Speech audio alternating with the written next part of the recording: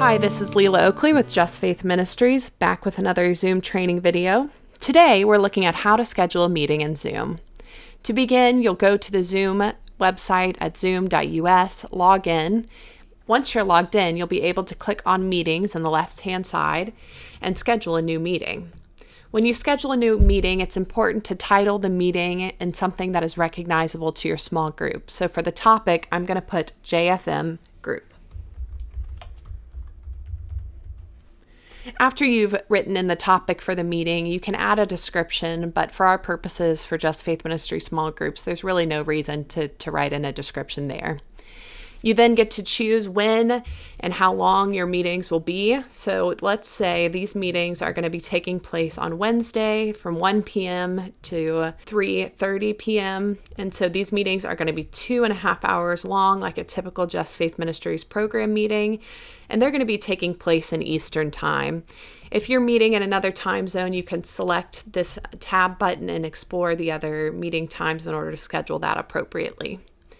It then gives you the option for a reoccurring meeting. Because our Just Faith Ministry small groups happen on a recurring basis, we are going to select that, and then we're going to tell Zoom how frequently we're going to be meeting. So this group is meeting every week, so they're meeting weekly, and it repeats every single week on Wednesdays, and they're going to be 8 different meetings. So we're telling the computer that we want our small group to end after 8 sessions. You could add as many sessions as you know your group will be having together.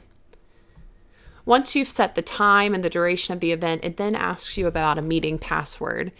We recommend that you require the meeting password because it will add a level of security that is necessary for your gatherings.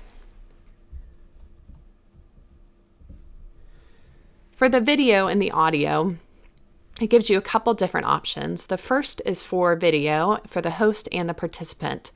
I recommend turning off the video for the host and the participant. That way, as they join the video chat, they have the option to enable their video settings when they're ready to do so. For audio, you have 3 options: telephone, computer audio, or both. We recommend choosing both, which allows participants to choose which way they join the call. Zoom then gives you several different meeting options. The first is to enable join before the host. We recommend that you do not allow participants to join before you do as the host so that you can monitor the video chat at all times.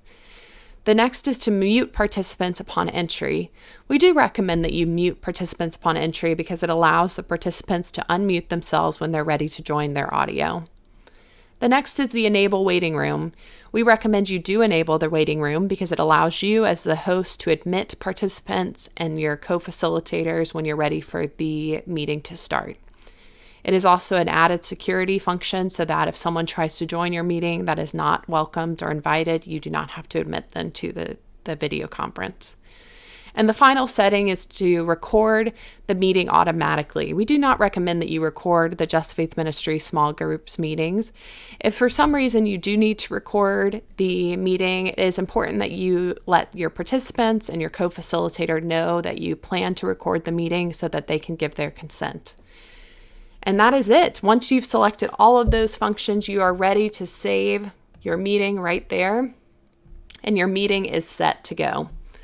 In order to share the invite with your participants and co-facilitators, you can go to this copy the invitation link right here, click on it, and it will take you to this page where it lists the topic of the group, the times of the meetings, the various meetings that have been scheduled.